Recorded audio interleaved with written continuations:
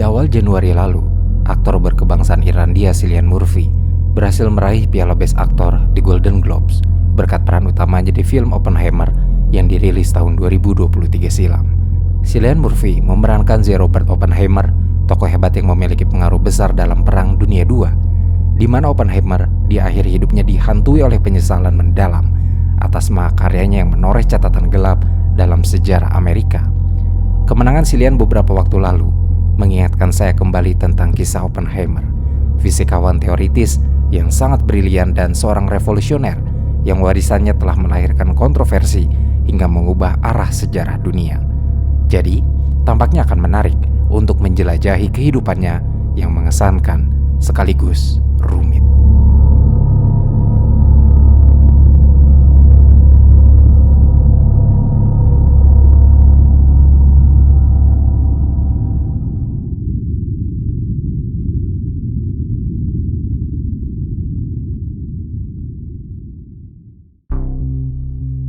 Oppenheimer terlahir dengan nama Julius Robert Oppenheimer yang lahir pada tanggal 22 April 1904 di New York City dari keluarga Yahudi yang tidak begitu taat.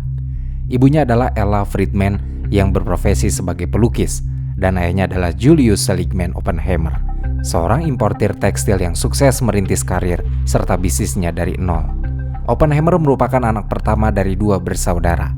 Dia punya adik laki-laki bernama Frank yang kelak mengikuti jejaknya menjadi fisikawan. Sejak lahir, Oppenheimer diketahui tumbuh dalam keluarga yang sejahtera.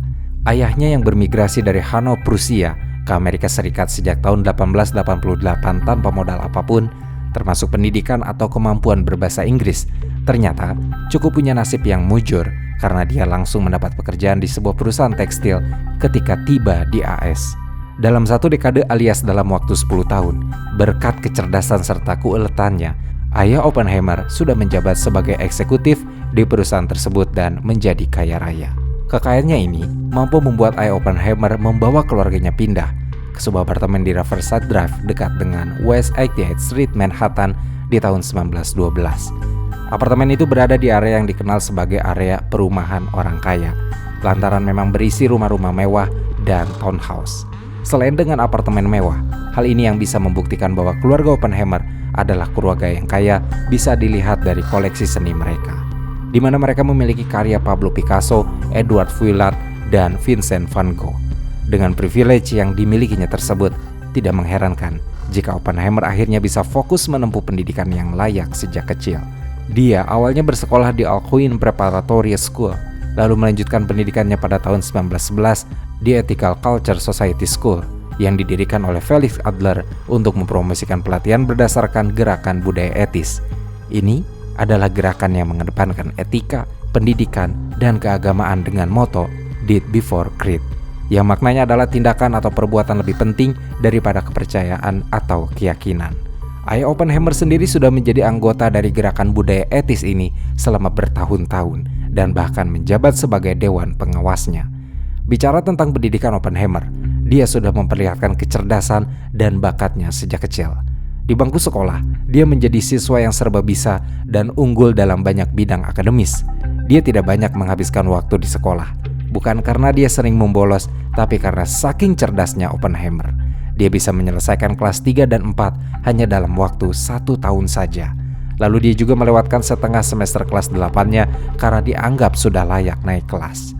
Selama bersekolah, Oppenheimer memperlihatkan ketertarikannya pada kimia, khususnya mineralogi.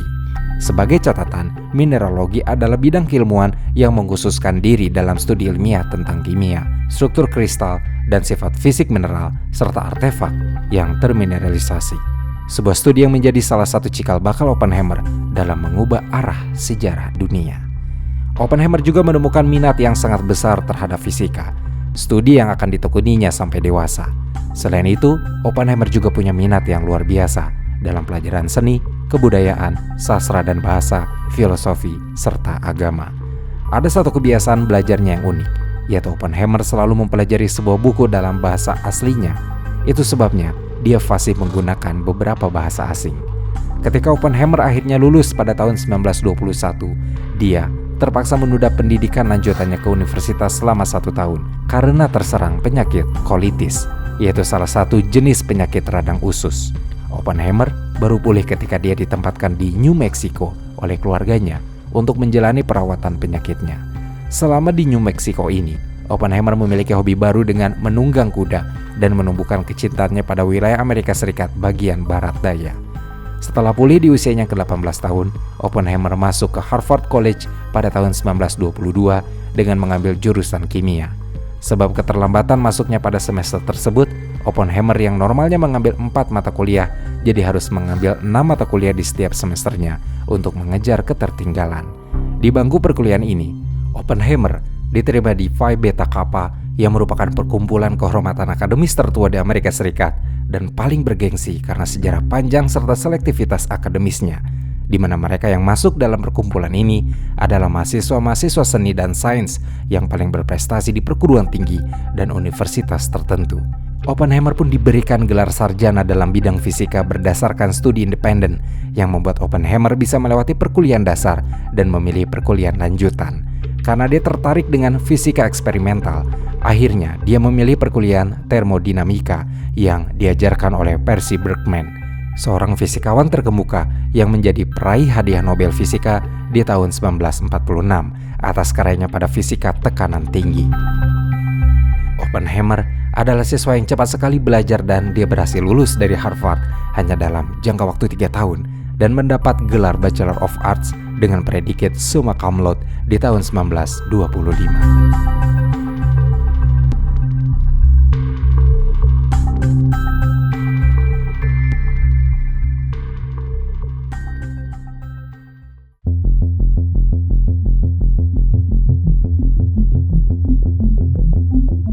Tidak berhenti untuk belajar, Oppenheimer kemudian memutuskan untuk melanjutkan pendidikannya di Eropa, di mana dia diterima di Christ's College, Cambridge pada tahun 1924. Ketika tiba di sana, Oppenheimer juga sempat menulis surat kepada Ernest Rutherford, seorang fisikawan berkebangsaan New Zealand yang merupakan peneliti perintis di bidang fisika atom dan nuklir yang telah dianugerahi hadiah Nobel Kimia pada tahun 1908 atas penelitiannya terhadap disintegrasi unsur-unsur dan kimia zat radioaktif, di mana tujuan surat Oppenheimer adalah supaya dia diizinkan magang di laboratorium Cavendish.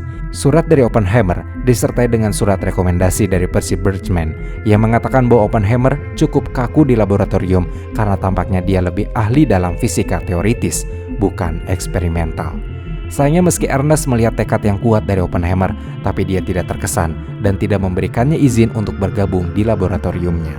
Meski penolakan itu terjadi, Oppenheimer tetap berkuliah di Cambridge sampai Sir Joseph John Thomson, seorang fisikawan Inggris pemenang Nobel Fisika atas penemuan elektron yang menjadi partikel subatom pertama, akhirnya mengizinkan Oppenheimer magang di laboratorium dengan syarat bahwa Oppenheimer harus menyelesaikan perkuliahan laboratorium dasar terlebih dahulu. Oppenheimer pun memenuhi syaratnya dan berhasil diterima di laboratorium, tapi dia mengaku kepada temannya bahwa dia sangat tidak bahagia berada di Cambridge. Lebih detil lagi, dalam surat yang ditulis Oppenheimer kepada teman dekatnya itu, Oppenheimer menyatakan bahwa pekerjaannya di laboratorium sangat membosankan dan dia merasa seperti tidak mempelajari apapun selama waktu-waktunya di sana. Sejalan dengan ketidakbahagiaannya tersebut, Oppenheimer mulai membangun relasi yang sangat buruk dengan salah satu dosen yang bernama Patrick Blackett, penerima hadiah Nobel Fisika di tahun 1948. Kesaksian dari teman Oppenheimer yang bernama Francis Ferguson menyebut bahwa pernah suatu kali Oppenheimer mengaku meninggalkan apel beracun di meja Patrick dan hal ini diketahui oleh beberapa pihak. Meskipun insiden ini tidak berakhir buruk sebab tidak seorang pun yang memakan apel itu karena Oppenheimer yang cemas segera kembali ke kelas dan membuangnya. Tapi karena sudah diketahui oleh pihak kampus, akhirnya orang tua Oppenheimer harus meyakinkan pihak otoritas universitas supaya tidak mengeluarkan putra mereka dari bangku perkuliahan.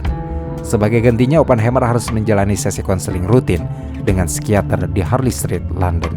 Belakangan, Oppenheimer pun menjadi seorang perokok berat yang membuat tubuhnya yang tinggi itu terlihat lebih kurus. Dia juga sering lupa makan jika sedang fokus mengerjakan sesuatu yang membutuhkan seluruh konsentrasinya. Teman-teman Oppenheimer mengatakan perilaku barunya ini sebagai aksi merusak diri sendiri. Mereka sebenarnya sudah mencoba untuk membantu Oppenheimer keluar dari lingkaran depresinya. Tapi ini hal yang sulit dan seringkali berakhir dengan kejadian buruk. Seperti yang terjadi pada Francis ketika mencoba mengalihkan perhatian Oppenheimer dari depresi dengan bercerita tentang pacarnya itu Frances Kelly yang berhasil dia lamar. Tidak seperti harapan Frances, ternyata cerita itu malah membuat mood Oppenheimer memburuk sehingga dia menyerang Frances dan mencoba mencekiknya. Semenjak saat itu, Frances memang jadi lebih berhati-hati jika bicara dengan Oppenheimer. Diketahui bahwa sebenarnya Oppenheimer tidak pernah sembuh dari periode depresi sepanjang hidupnya. Dan suatu hari dia akan berkata kepada adiknya bahwa dia lebih membutuhkan fisika daripada teman. Apa yang dikatakan kepada adiknya itu kemungkinan adalah gambaran bahwa Oppenheimer menjadikan fisika sebagai pelarian dari kesedihan dan depresinya. Dia menenggelamkan diri pada bidang keilmuan tersebut. Ambisi serta kesedihannya kemudian mendorong Oppenheimer untuk meninggalkan Cambridge di tahun 1926 dan dia pun pergi ke Göttingen University, salah satu pusat pendidikan fisika teoritis terkemuka di dunia. Oppenheimer pun belajar di bawah bimbingan Max Born, seorang fisikawan dan matematikawan keturunan Jerman-Inggris yang berperan penting dalam pengembangan mekanika kuantum dan peraih hadiah Nobel Fisika di tahun 1954 atas penelitian mekanika kuantumnya. Di sini, kehidupan Oppenheimer sedikit berubah. Dia juga punya teman-teman baik yang memiliki kesuksesannya masing-masing di dunia fisika dan kimia. Di antaranya adalah Werner Heisenberg, Pascual Jordan, Wolfgang Pauli, Paul Dirac, Enrico Fermi, dan Edward Teller. Selama mengenal mereka, Oppenheimer mulai mendapatkan semangatnya lagi, dan terkadang dia menjadi sangat antusias berdiskusi sampai tidak sadar mengambil alih diskusi untuk dirinya sendiri. Ada satu momen di mana Maria Goeppert dan teman-teman sekelasnya yang kesal dengan sikap Oppenheimer ini akhirnya membuat petisi yang mereka tanda tangani bersama. Isinya merupakan ancaman akan memboikot kelas Max Born. Kecuali Max bisa membuat Oppenheimer tidak terlalu banyak bicara dan mengambil alih diskusi kelas terus-menerus. Max menanggapi petisi itu dengan cara sengaja meninggalkan kertasnya di meja mengajarnya supaya Oppenheimer melihat dan membacanya. Cara ini ternyata cukup efektif membuat Oppenheimer patuh tanpa perlu membuat Max mengeluarkan sepatah kata pun untuk menasihati atau menegurnya. Ketika waktu berlalu, di tahun 1927, Oppenheimer akhirnya memperoleh gelar Doctor of Philosophy pada bulan Maret dalam pengawasan Max Born. Usianya saat itu baru 23 tahun. Para pengajarnya tampak senang karena akhirnya Oppenheimer lulus dan akan segera meninggalkan kampus.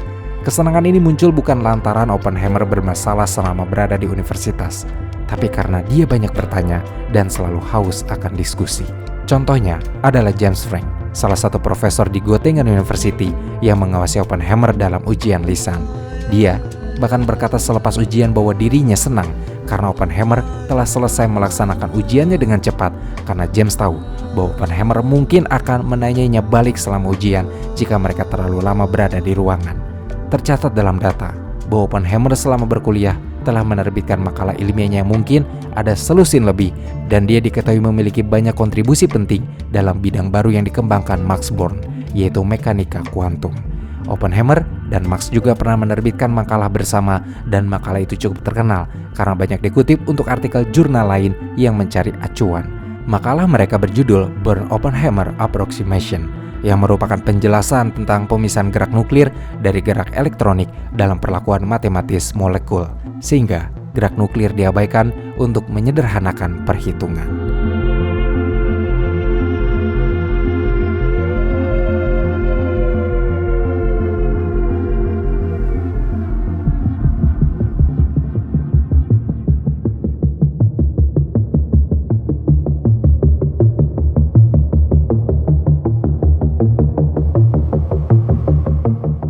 Setelah lulus dari Göttingen University, akhirnya Oppenheimer memutuskan meninggalkan Eropa dan kembali ke Amerika Serikat.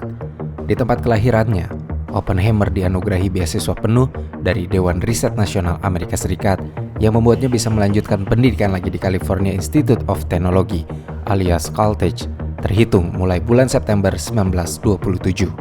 Namun, di saat yang sama, Percy Birchman menginginkan Oppenheimer berada di Harvard dengan beasiswa penuh juga.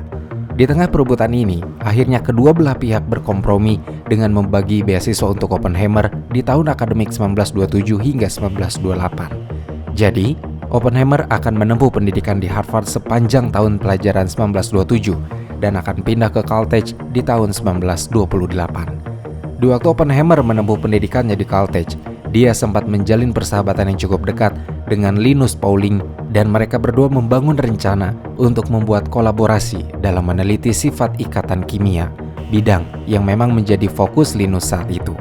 Oppenheimer berkontribusi dengan menyelesaikan persoalan matematika dan Linus akan menafsirkan hasilnya. Mereka terbilang kompak dan sempurna, tapi sayangnya kolaborasi dan persahabatan mereka harus berakhir karena Oppenheimer mengajak istri Linus yang bernama Ava Helen Pauling untuk berkencan dengannya di Meksiko. Sebenarnya di kemudian hari, ketika Oppenheimer memegang proyek Manhattan, dia mencoba memperbaiki hubungannya dengan Linus lewat cara mengundangnya bergabung menjadi kepala divisi kimia dari proyek tersebut. Tapi Linus menolak dan mengatakan bahwa dia adalah seorang pasifis, yang bermakna bahwa dia mendukung penyelesaian secara damai dari Perang Dunia II yang sedang berlangsung saat itu dan mengecam keras setiap penggunaan kekerasan dalam bentuk apapun. Setelah persahabatannya yang retak dan pasca kelulusannya, Oppenheimer memilih semakin fokus pada perkembangan studi dan karirnya. Dia sempat mendatangi perkuliahan Paul Ehrenfest di Leiden University, Belanda. Paul adalah orang yang sangat dihormati oleh Oppenheimer. Dia seorang fisikawan teoritis asal Austria yang punya kontribusi besar dalam bidang mekanika statistik dan mekanika kuantum. Oppenheimer benar-benar sangat terkesan dengannya karena Paul memberikan pengajaran dalam bahasa Belanda, padahal sebenarnya pengalaman berbicaranya menggunakan bahasa tersebut sangat sedikit. Kemudian dari Leiden, Oppenheimer langsung menuju Swiss Federal Institute of Technology di Zurich. Di sana, dia bertemu dengan Wolfgang Pauli dan bekerja dengannya untuk mengembangkan mekanika kuantum dan spektrum kontinu. Oppenheimer cukup senang bisa bekerja dalam proyek tersebut bersama Wolfgang. Dia juga diketahui menghormati dan menyukai Wolfgang, yang mungkin cukup menginspirasi Oppenheimer dalam persoalan gaya serta masalah pendekatan kritisnya dalam penelitian. Begitu pekerjaannya bersama Wolfgang selesai, Oppenheimer memutuskan kembali ke Amerika Serikat, di mana dia menerima jabatan profesor dari California University, Berkeley, karena Raymond Thayer Birch selaku pimpinan Departemen Fisika di Berkeley begitu menginginkan Oppenheimer mengajar di universitasnya. Karena saat itu Oppenheimer juga masih harus mengabdi di Caltech, akhirnya Raymond bersedia untuk membagi jadwal Oppenheimer dengan Caltech. Namun, sebelum memulai perkuliahannya di Berkeley, ternyata Oppenheimer harus menundanya selama beberapa minggu lantaran dia terkena tuberkulosis ringan. Dia ditemani oleh adiknya itu Frank untuk memulihkan diri di sebuah rumah peternakan yang berlokasi di New Mexico. Rumah yang awalnya disewa itu akhirnya dibeli oleh Oppenheimer karena tampaknya dia suka tinggal di wilayah gurun. Kesukaannya ini pernah dia ungkapkan dalam kalimatnya yang cukup sering keluar dari mulutnya. Oppenheimer bilang bahwa fisika dan wilayah gurun adalah dua kecintaannya yang besar. Setelah beberapa minggu menetap di New Mexico, akhirnya Oppenheimer sembuh dari tuberkulosis dan kembali ke Berkeley, di mana dia cukup sukses menjadi penasihat dan kolaborator bagi generasi fisikawan yang mengagumi Oppenheimer karena keahlian intelektual dan minatnya yang luas dalam bidang fisika. Sebagai orang yang cerdas, Oppenheimer juga terlihat begitu karismatik hingga berhasil membuat murid-murid serta rekan-rekannya terpesona. Bahkan ada yang sampai meniru gaya berjalannya, ucapannya, tingkah lakunya, juga kebiasaannya. Meski begitu mempesona, tapi tetap saja ada orang yang tidak menyukainya, lalu menganggapnya sok dan terkadang melihatnya sebagai orang yang tidak percaya diri. Dia tidak terlalu peduli tentang pandangan orang lain terhadapnya. Dia lebih terfokus kepada kehidupannya sendiri. Apalagi di masa-masa awal dia mengajar juga, Oppenheimer sedang diliputi rasa duka karena ibunya meninggal dunia di tahun 1931. Dia menjadi lebih dekat dengan ayahnya saat itu, yang memang jadi lebih sering mengunjungi Oppenheimer di California walaupun jarak dari New York cukup jauh. Dukungan dari ayah dan adiknya cukup untuk membantu Oppenheimer pulih dari duka lebih cepat. Oppenheimer pun kemudian memulai proyek baru yang kali ini bekerja sama dengan Ernest O. Lawrence, seorang fisikawan eksperimental yang memenangkan hadiah Nobel dan merupakan seorang pionir dalam penemuan sikloktron. Kerjasama mereka berdua kemudian menghasilkan beberapa penemuan baru dari mesin di Laboratorium Radiasi Berkeley. Laboratorium yang di kemudian hari akan berganti nama menjadi Lawrence Berkeley National Laboratory. Perannya dalam penelitian-penelitian terbarunya ini membuat Oppenheimer akhirnya dipromosikan sebagai guru besar di Berkeley ketika memasuki tahun 1936 dan diketahui menerima gaji tahunan sebesar $3.300 AS atau setara dengan $61.479.000 AS di tahun 2024. Nominal tersebut kalau dirupiahkan maka jumlahnya mencapai lebih dari 800 juta. Namun, jabatan baru yang ditempatinya tersebut membuat Oppenheimer juga diminta untuk membatasi waktu mengajarnya di Caltech.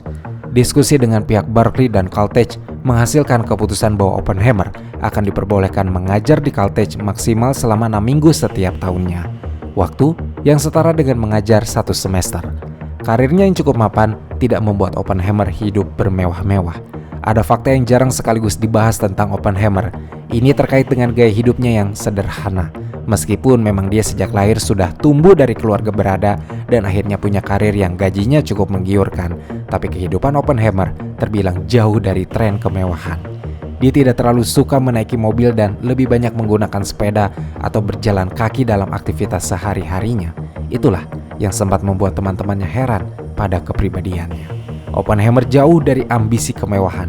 Dia justru lebih suka menghabiskan uangnya untuk belajar atau mengembangkan penelitian terbarunya. Selama di Berkeley, ada ambisi lain yang dituju oleh Oppenheimer. Dia berupaya berkali-kali untuk mendapatkan posisi Robert Serber, rekannya di Berkeley. Tapi Raymond menghalanginya dengan alasan bahwa satu orang Yahudi di departemen itu sudah cukup. Robert Serber dan Oppenheimer memang sama-sama orang Yahudi, dan Raymond saat itu memiliki sentimen tersendiri atas orang Yahudi.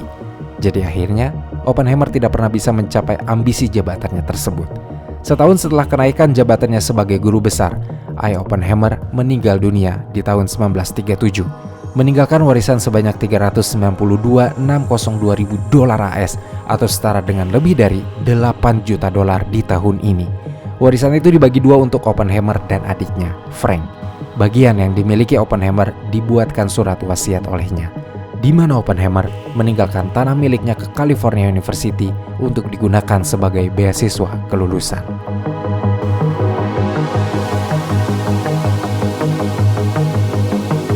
Sepanjang perjalanan studi dan karirnya, banyak sekali penelitian penting yang dia lakukan. Mulai dari astronomi teoritis yang berkaitan dengan teori nuklir dan relativitas umum, lalu fisika nuklir, spektroskopi, dan teori medan kuantum yang juga termasuk elektrodinamika kuantum. Beberapa penelitiannya meramalkan banyak penemuan selanjutnya di masa mendatang dan beberapa juga pernah membantah teori yang sudah ada. Terlepas dari banyaknya makalah yang dia buat, tapi banyak orang yang mengatakan bahwa makalah Oppenheimer sulit dipahami dan bahkan jika makalah itu sudah berdasarkan standar topik abstrak yang dia kuasai, tapi tetap saja cukup sulit memahami kerumitannya. Oppenheimer suka sekali menggunakan teknik matematika yang elegan dalam setiap penelitiannya, meskipun itu membuatnya sangat rumit untuk mendemonstrasikan prinsip-prinsip fisika. Terkadang juga rekan-rekannya atau bahkan murid-muridnya mengkritik Oppenheimer lantaran dia sering membuat kesalahan matematika, yang mungkin disebabkan karena dia tergesa-gesa dalam berpikir dan menghitung. Salah satu muridnya pernah mengatakan, fisikanya bagus, tapi kemampuan aritmatikanya buruk. Produktivitasnya dalam membuat makalah segera berkurang setelah Perang Dunia II. Terhitung kalau Oppenheimer hanya menerbitkan 5 makalah ilmiah pasca perang dan tidak ada lagi makalah yang dibuatnya sejak tahun 1950. Murray Gell-Mann, rekannya di Institute for Advanced Study pada tahun 1951, yang kemudian menjadi ilmuwan tamu, pernah mengatakan bahwa Oppenheimer tidak lagi menulis makalah yang panjang atau melakukan perhitungan yang panjang karena tampaknya dia tidak punya kesabaran untuk melakukan hal itu. Tapi karyanya yang singkat selalu menjadi sesuatu yang cukup brilian, bahkan kebanyakan telah menginspirasi orang lain untuk melakukan penelitian lanjutan dan pengaruhnya sangat luar biasa.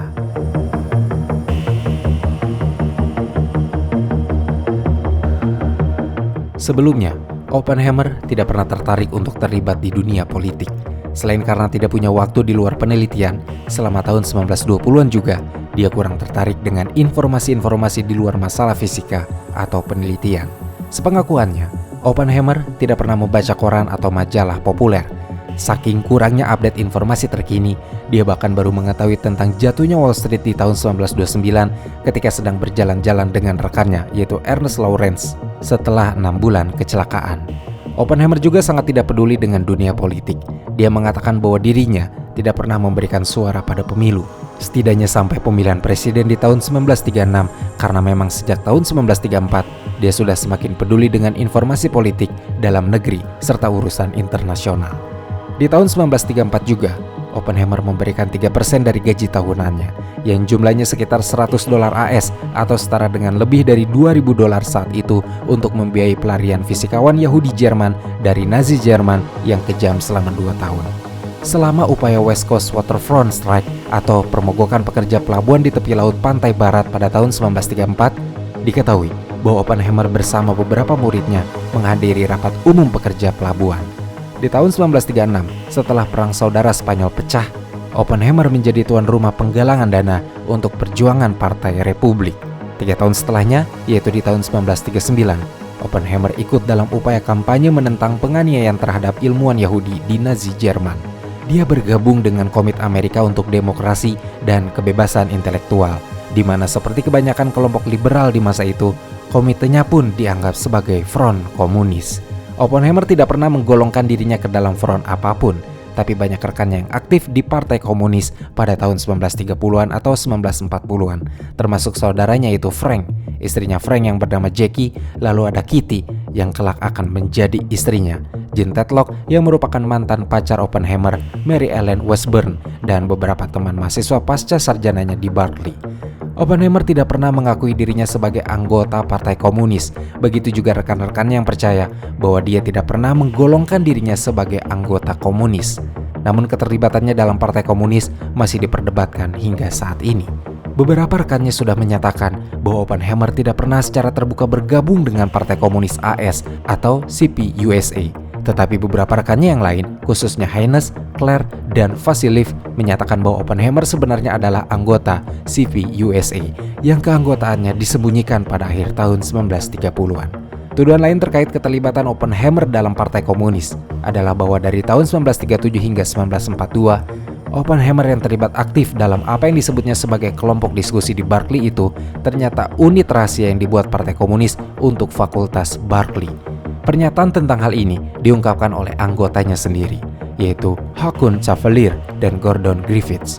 Kecurigaan menguat terhadap Oppenheimer karena hal ini dan membuatnya diawasi oleh FBI yang kemudian membuka file tentang Oppenheimer sejak Maret 1941. Dicatat dalam file tersebut bahwa Oppenheimer kedapatan menghadiri pertemuan di bulan Desember 1940 yang berlokasi di rumah Haakon Cavalier. Dalam pertemuan tersebut, hadir William Schneiderman selaku sekretaris negara bagian dari Partai Komunis California beserta bendaharanya yaitu Isaac Volkov.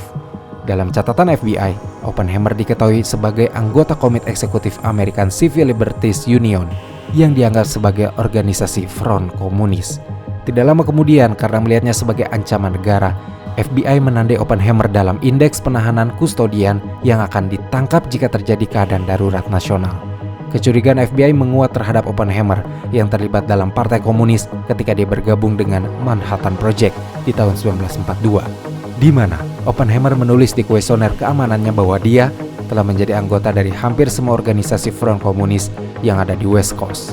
Pernyataan ini bertahun-tahun kemudian ketika Oppenheimer terjerat dalam masalah dan skandal membuat Oppenheimer berkata bahwa dirinya tidak ingat pernah menulis hal tersebut dan menyatakan bahwa hal itu tidak benar. Tambahan dalam keterangannya, Oppenheimer bilang kalaupun dia menulis pernyataan seperti itu dalam kuesioner keamanan pribadinya, maka itu adalah pernyataannya yang sifat bercanda. Oppenheimer sendiri kemudian mengaku di tahun 1954 bahwa dia adalah anggota People's World yang merupakan sebuah bagian dari Partai Komunis, tapi tujuannya menjadi anggota itu adalah karena itu satu-satunya tempat yang dia percaya untuk menyalurkan donasinya kepada gerakan kemanusiaan. Tapi mungkin keanggotaannya untuk menyalurkan dana tersebut disalahpahami sehingga dia dikaitkan menjadi anggota aktif dalam gerakan komunis. Sebab jika memang dia seorang komunis, mungkin di tahun 1953 dia tidak akan bergabung menjadi anggota komite sponsor konferensi yang diselenggarakan oleh Kongres Kebebasan Budaya karena itu adalah organisasi budaya anti-komunis. Oppenheimer lebih menunjukkan bahwa dirinya ingin terlibat aktif dalam upaya kemanusiaan dan kebebasan, alih-alih mempermasalahkan ideologinya. Hal tersebut dibuktikan dengan ucapannya pada sidang izin keamanan di tahun 1954, di mana Oppenheimer menyangkal bahwa dirinya merupakan anggota Partai Komunis. Dia justru mengidentifikasi dirinya sebagai seorang fellow traveler, atau kalau dalam konteks politik, istilah ini berarti seseorang yang tanpa menjadi anggota resmi atau sepenuhnya terlibat dalam gerakan, tapi tetap mendukung serta menyuarakan ideologi, gerakan, atau kelompok tertentu. Jadi, sebenarnya Oppenheimer ini setuju dengan banyak tujuan mulia yang ada dalam ideologi komunis, tapi dia tidak pernah bersedia mengikuti perintah, apalagi perintah tidak berdasar dari partai komunis manapun. Dia memang mendukung ideologi dan gerakannya. Dukungannya terlihat dalam bentuk waktu, tenaga, maupun uang yang dia sumbangkan untuk kegiatan sosial yang dilakukan partai. Tapi bukan berarti dia menjadi anggotanya.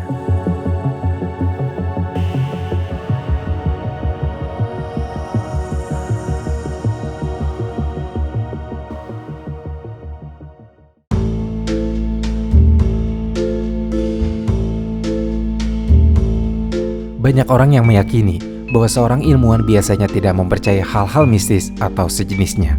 Tapi berbeda dengan Oppenheimer yang justru mengembangkan minat pengetahuannya pada hal-hal mistis.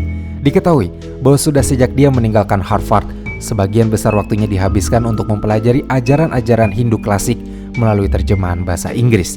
Dari sini kemudian dia jadi mulai mempelajari bahasa Sanskerta di bawah bimbingan Arthur W. Ryder di Berkeley sekitar tahun 1933. Setelah cukup mahir, Oppenheimer tidak lagi mempelajari teks dari terjemahan, melainkan langsung membaca karya-karya dalam bahasa asli Sanskerta. Beberapa karya yang dibacanya adalah Bhagavad Gita dan Meghaduta, yang kemudian menjadi bahan perenungan mendalamnya. Bhagavad Gita sendiri telah menjadi salah satu karya yang paling berpengaruh dalam pembentukan filosofi hidupnya. Saking terinspirasinya Oppenheimer dengan Bhagavad Gita, dia bahkan menamai mobilnya dengan nama Garuda, burung yang digunakan oleh Dewa Wisnu. Namun, meski sangat mengagumi Bhagavad Gita, bukan berarti Oppenheimer menjadi seorang pemeluk Hindu, sebab dia tidak pernah datang ke kuil atau berdoa kepada dewa. Menurut adiknya, Frank, dia mendefinisikan Oppenheimer sebagai orang yang terbius dalam pesona kebijaksanaan Bhagavad Gita. Beberapa rekannya mendeskripsikan Oppenheimer sebagai orang yang menyukai hal-hal yang sulit dan tidak terprediksi. Tapi karena sebagian besar bidang sains tampak mudah bagi Oppenheimer, dia jadi mengembangkan minatnya ke arah yang mistis dan samar.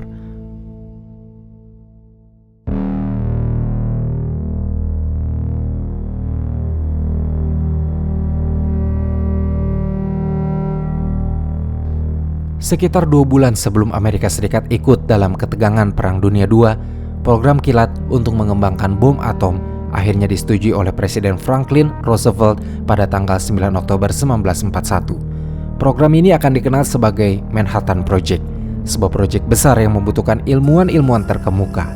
Di tanggal 21 Oktober, Ernest Lawrence akhirnya membawa Oppenheimer ke dalam proyek tersebut, dan pada tanggal 18 Mei 1942, Ketua Komite Riset Pertahanan Nasional James Conant yang pernah menjadi salah satu dosen Oppenheimer di Harvard akhirnya meminta Oppenheimer untuk mengambil alih pekerjaan perhitungan fast neutron. Oppenheimer sangat antusias dengan tugas ini.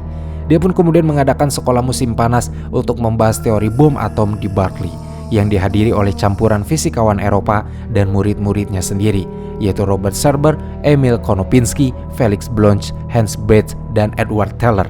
Ikut menyibukkan diri supaya mereka bisa menghitung apa yang perlu dilakukan untuk membuat sebuah bom atom. Sekitar bulan Juni 1942, Angkatan Darat AS mendirikan Distrik Insinyur Manhattan untuk mengisi perannya dalam proyek bom atom, di mana hal ini juga berarti mengalihkan tanggung jawab dari kantor penelitian dan mengembangkan ilmiah kepada militer. Masih di tahun 1942, sekitar bulan September, Manhattan Project beralih ke pemimpinan dan Brigadir Jenderal Leslie Groves Jr. ditunjuk sebagai direkturnya.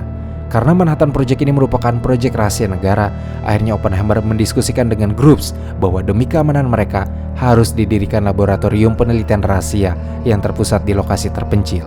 Ide ini disetujui dan akhirnya Groves menunjuk Oppenheimer untuk memimpin laboratorium rahasia proyek tersebut. Sebenarnya, keputusan Groves ini mengejutkan banyak pihak, sebab Oppenheimer saat itu diketahui lebih condong pada pandangan politik sayap kiri dan ditambah tidak memiliki catatan sebagai pemimpin proyek-proyek besar. Namun Groves tidak mengkhawatirkan hal itu. Dia justru lebih khawatir dengan status Oppenheimer yang belum pernah mendapatkan hadiah Nobel. Groves pikir bahwa mungkin Oppenheimer tidak punya kebanggaan yang membuat rekan-rekan ilmuwannya menaruh hormat atau mau diarahkan olehnya. Menariknya, tidak satupun kekhawatiran itu terjadi. Oppenheimer justru membuat banyak orang kemudian terkesan karena pemahaman dan pengetahuannya yang luar biasa luas untuk memahami aspek praktis dari proyek Manhattan tersebut. Groves sebagai seorang insinyur militer yakin bahwa sosok Oppenheimer dan keahliannya akan menjadi peran penting dalam proyek interdisipliner yang tidak hanya melibatkan fisika, tetapi juga kimia, metalurgi, persenjataan, dan teknik. Tidak hanya itu, mungkin Groves satu-satunya yang menyadari bahwa Oppenheimer punya ambisi yang terlalu besar dan ini akan sangat membantu supaya proyek Manhattan bisa diselesaikan dengan cepat dan sukses. Sebenarnya, pemilihan Oppenheimer sebagai pemimpin proyek laboratorium sempat menuai masalah karena keterlibatannya dengan Partai Komunis. Tapi Groves berhasil meyakinkan banyak pihak untuk mempercayai Oppenheimer dan memberikan izin padanya untuk memimpin proyek tersebut di tanggal 20 Juli 1943 dengan alasan bahwa Oppenheimer sangat penting untuk proyek tersebut. Setelah semuanya teratasi, Oppenheimer kemudian menunjuk lokasi pembangunan laboratorium di New Mexico. yang tidak jauh dari rumah peternakannya. Awalnya lokasi sudah ditentukan oleh Groves, tapi Oppenheimer menolak dan memberi opsi yang jauh lebih baik, yaitu sebuah flat mesa yang dekat dengan wilayah Santa Fe, New Mexico, yang merupakan lokasi sekolah swasta khusus laki-laki, yaitu Los Alamos Ranch School. Meski sempat ada kekhawatiran terhadap akses jalan atau pasokan air yang buruk, tapi laboratorium tetap didirikan. Mereka menggunakan lokasi sekolah dan mengambil alih beberapa bangunannya, lalu mendirikan beberapa bangunan baru dengan cukup tergesa-gesa. Oppenheimer lalu mengumpulkan sekelompok fisikawan terkemuka pada masa itu untuk membantunya dalam proyek Manhattan. Los Alamos seharusnya menjadi laboratorium militer dengan para penelitinya berada dalam penugasan Angkatan Darat. Tapi karena Oppenheimer gagal mengikuti tes fisik Angkatan Darat lantaran dokter menganggapnya terlalu kurus dengan berat badan 58 kg dan mendiagnosisnya masih menderita tuberkulosis serta mengkhawatirkan tentang nyeri sendi kronis yang dideritanya. Kompromi akhirnya dibuat lewat cara bekerja sama dengan California University yang tercatat akan mengoperasikan laboratorium di bawah kontrak dengan Departemen Perang. Proyek Manhattan berjalan cukup sukses walaupun Oppenheimer sempat meremehkan besarnya proyek ini. Di tahun 1943, Los Alamos telah mempekerjakan beberapa ratus orang, dan pada waktu keberhasilannya di tahun 1945, jumlah pekerjanya sudah mencapai total 6.000 orang. Sebagai pimpinan proyek, awalnya Oppenheimer mengalami kesulitan dengan pembagian organisasi dalam kelompok-kelompok besar. Tetapi setelah dia menetap secara permanen di Los Alamos, akhirnya dia bisa mengatur administrasi skala besar. Banyak orang di Los Alamos menghormati dan terkesan padanya. Apalagi dia juga dikenal karena menguasai semua aspek ilmiah proyek tersebut dan berhasil mengendalikan konflik budaya yang terjadi antara ilmuwan dan militer. Selama proyek berjalan, ada kekhawatiran besar yang dirasakan oleh Oppenheimer, yaitu dia takut program senjata nuklir yang sedang dikembangkan juga oleh Jerman akan berkembang lebih cepat daripada proyek yang dipimpinnya. Meski begitu, dia menolak usulan rekannya Fermi yang ingin menggunakan bahan radioaktif untuk meracuni persediaan makanan Jerman. Dia hanya mengungkapkan alasan logis penolakannya, yaitu dengan berpikir bahwa jika ingin meracuni pasukan Jerman, maka mereka harus meracuni 500 juta rakyatnya supaya rahasia kejahatan mereka tidak bocor. Pada tahun 1943, pengembangan senjata fisi plutonium yang disebut juga sebagai manusia tipis diarahkan pada plutonium-239 yang dihasilkan oleh siklotron. Namun sampel pertama dari reaktor Graphics X-10 pada April 1944 mengandung plutonium-240 yang tinggi, tidak cocok untuk senjata. Oppenheimer pun beralih ke desain senjata jenis ledakan dengan lensa peledak kimia, memusatkan upaya pada perangkat sederhana Little Boy dengan uranium-235. Pada Agustus 1944, Oppenheimer melakukan reorganisasi di Los Alamos untuk fokus pada ledakan. Desain kompleks senjata Christie Gadget diselesaikan pada 28 Februari 1945 di kantor oleh Robert Christie, salah satu murid Oppenheimer. Komit sederhana dengan panel ilmiah beranggotakan Oppenheimer, Fermi, Lawrence, dan Compton membahas dampak fisik, militer, dan politik bom atom. Diskusi termasuk pertanyaan apakah Soviet harus diinformasikan sebelum penggunaan terhadap Jepang. Pada Mei 1945, komit sementara memberikan nasihat terkait kebijakan energi nuklir masa perang dan pasca perang.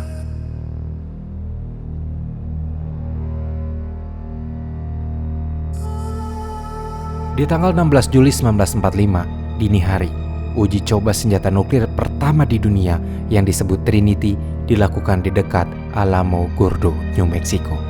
Oppenheimer selaku direktur proyek Manhattan di laboratorium mengatakan bahwa dia memberi nama Trinity karena terinspirasi dari Holy Sonnet yang merupakan karya milik John Donne.